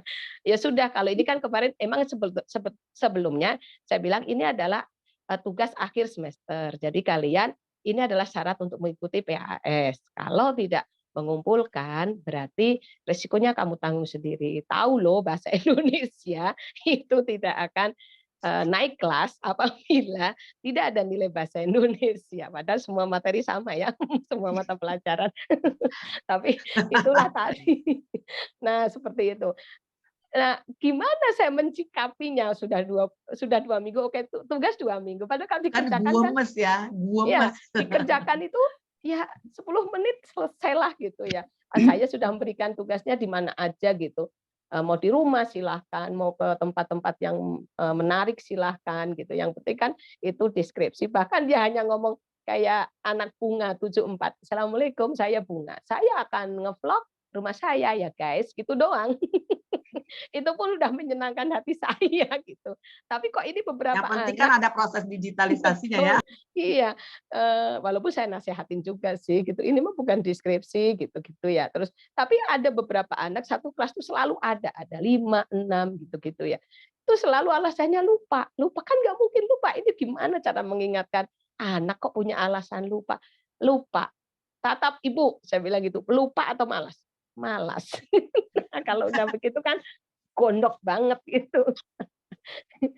Laki-laki akhirnya kadang-kadang saya ya sudahlah, saya bilang gitu ya. Ya memang nanti mungkin dengan terpaksa akhirnya mengerjakan gitu ya. Nah itu kan sebetulnya nggak baik juga gitu ya. Jadi mungkin sebetulnya saya harusnya bisa bersabar, kembali bersabar itu tadi ya. Kemudian itu yang masalah pertama, gimana mengatasi anak-anak yang sering hanya menggunakan kata-kata lupa gitu. Kata lupa itu kan sepertinya mudah sekali diucapkan gitu. Jadi istilahnya tanggung jawabnya tuh sangat-sangat jauh gitu ya dari yang kita harapkan gitu. Nah, itu nanti coba teman-teman gimana kalau mengatasi. Saya rasa sih semuanya pasti pernah bermasalah dengan anak yang dengan alasan lupa. Kemudian saya sih di kelas sebetulnya cenderung ke teman sebetulnya. Tadi ya, apa namanya, bukan sebagai manajer ya, tapi cenderung sebagai teman. Tapi kelemahan saya adalah teman itu hanya anak-anak yang pinter gitu. Jadi saya itu lebih respect kepada anak-anak yang di atas, tengah-tengah ke atas gitu ya. Tapi untuk anak-anak yang low gitu, kok malah saya nggak bisa mendekati. Padahal kan pentingnya di situ, kalau anak pinter kan, ya ngapain harus kita deketin gitu. Tapi kok saya susah ya memulai itu gitu. Manusiawi lagi. Susah, saya sadar Bu Marni, saya sadar bahwa ini nggak baik, ngapain saya ngajar, kalau gitu kan harusnya kita memintarkan anak yang masih kurang gitu ya. Tapi kenapa saya nggak begitu respect dengan mereka gitu. Ya, Terus iya, akhirnya manusiawinya kan. iya, Manusiawinya akhirnya kok muncul. saya tinggal gitu. Ini kan nggak benar, tapi kok saya move on-nya susah ya. Belajar lagi. Nah ini perlu di move on ini. Nah makanya saya tuh Boleh mungkin coba Bu Marni, teman-teman mungkin ada yang ini coba iya coba sharing gimana mungkin. gitu ya. Heeh. Bu Anu mungkin. Bu Tiwi. Ini. Bu Tiwi. Ya Bu Kus, silakan Bu Kus. Begini, ya seperti dalam apa namanya di kurikulum Merdeka itu kan kita harus mengetahui apa namanya karakter, kesukaan, minat siswa gitu kan. Nah mungkin apa namanya tugas yang diberikan Bu Tiwi itu anak yang tidak mengerjakan itu karena tidak suka atau tidak minat atau apapun, mungkin bisa diganti dengan tugas yang lain. Jadi jangan hanya terpaku dengan apa namanya tugas tersebut. Coba Bu Tiwi tanya ke siswa tersebut apa maunya, apa yang kamu bisa. Mungkin itu Bu Tiwi. Iya. Jika jawabannya nggak suka semuanya, dia sukanya nggak ngerjain. Nambahkan sedikit ya dari Bu Kus ya. Dia suka. Iya. Ya Bu Tiwi, betul Bu Tiwi gitu. Jadi kita cenderung ke anak-anak yang sudah bisa ya. Saya dulu begitu juga. Sekarang saya mulai berpikir gini, siswa kita ada 45, yang pintar itu kan ada 2-3 orang untuk bahasa Inggris ya, untuk pelajaran saya. Kalau saya fokus ke 2-3 orang, apa kabarnya 42 orang anak itu saya telantarkan ya. Nah, ini kayaknya bab terpisah nih Bu Tiwi. Kita perlu ada Zoom lagi. Tadi Bu Kus sudah ke situ juga sih sebetulnya. Ini yang dinamakan dengan perlunya kita melakukan pembelajaran diferensiasi itu ya. Jadi sesuai kebutuhan anak. Jadi anaknya butuhnya yang mana gitu. Sesuai kebutuhan dilihat dari minatnya, profil siswa, dari latar belakangnya, kemudian gaya belajarnya seperti apa gitu. Itu memang sulit, perlu persiapannya, tapi bisa kita coba, harus kita coba gitu. Walaupun tidak di setiap mata pelajaran ya. Sebetulnya sulit itu karena kita belum mencoba di awal, jadi kayaknya ribet gitu. Tapi kalau udah mencoba, mungkin bisa. Nanti kita akan sama-sama belajar tentang itu juga saya mau juga nanti melakukan berbagi praktik baik lah tentang pembelajaran diferensiasi. Tapi kemarin saya dengar Bu pengawas itu mau ini ya Bu Kus ya, mau memberikan materi itu. Jadi saya nanti nunggu dulu Ibu Bu Liana kalau sudah menyampaikan. Jadi memang kita harus melihat tadi betul, saya setuju dengan Bu Kus. Jadi dilihat dulu anak ini menurut kita kok kayaknya nggak mungkin ya dia lupa. Kalau nggak mungkin dia lupa, ya kemungkinan dia mungkin nggak bisa, nggak ngerti. Walaupun menurut kita itu gampang, menurut kita itu gampang, tapi menurut dia itu susah gitu loh. Nah itu yang harus yang dibilang pembelajaran berdiferensiasi sesuai dengan kemampuannya dia. Jadi mungkin bisa nanti penugasannya tidak satu macam, ada beragam pilihan. Boleh misalnya yang bisa pakai buat blog, bikin blog, ada kalau misalnya cuman bisanya ditulis di buku aja mendeskripsikan ya nggak masalah karena dia kemampuan dia seperti itu. Nanti tinggal kita membuat penilaiannya seperti apa yang sesuai dengan hasil kerja dia, usaha dia gitu. Tingkat kesulitannya yang mana itu nanti dievaluasinya yang akan kita rencanakan dengan betul-betul supaya semuanya adil. Karena kita memberikan pembelajarannya, pengajaran kepada siswa kan harus adil ya. Jadi kepada yang pintar kita harus memberikan sesuai kebutuhan dia, kepada yang belum bisa pun kita harus bisa memenuhi kebutuhannya. Itu mungkin ini di bab terpisah kayaknya Bu Tiwi karena akan panjang lagi. Berdiferensiasi cukup panjang juga ini. Iya. Kayak ditunggu tahap berikutnya ya. Insyaallah ya. Mungkin Bu Marni sudah hampir nggak terasa ya, ternyata kita sudah panjang lebar, sudah hampir 2 jam ini ya. Apa kita cukupkan atau ada yang perlu dibahas lagi teman-teman? Ya baru tahu udah 2 jam. Ya, mudah-mudahan. Ya. Kita udah Satu lagi, Miss Fauzi. Iya boleh. Ya. Sampai jam Saya sepakat. Apa artinya? Saya sangat tertarik sebenarnya yang tadi itu tentang kesepakatan. Itu sangat penting.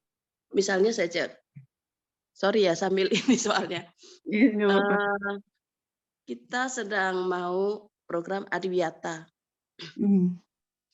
Nah, siswa itu disuruh untuk membawa membawa tumbler, membawa wadah gitu. Nah, tapi kan yang sekarang ini kan kita menyuruh ya, menyuruh.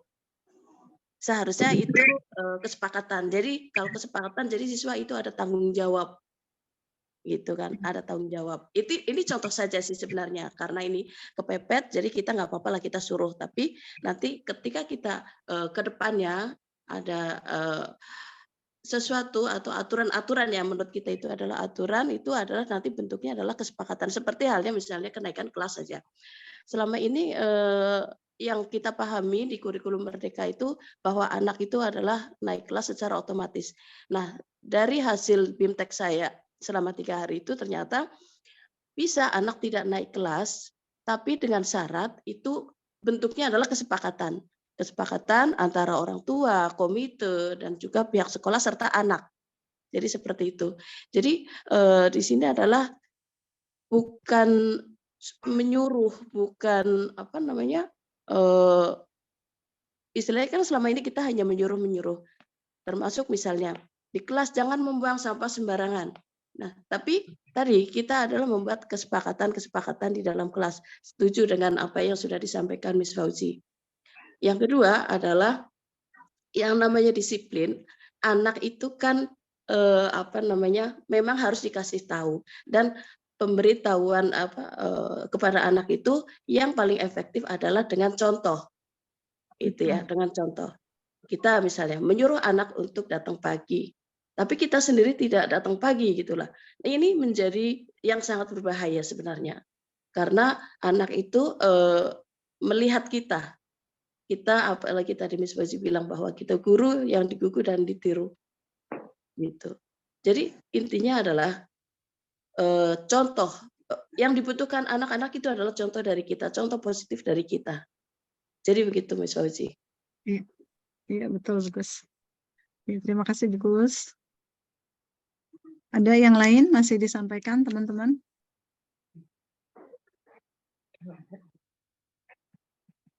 Sudah cukup sepertinya ya.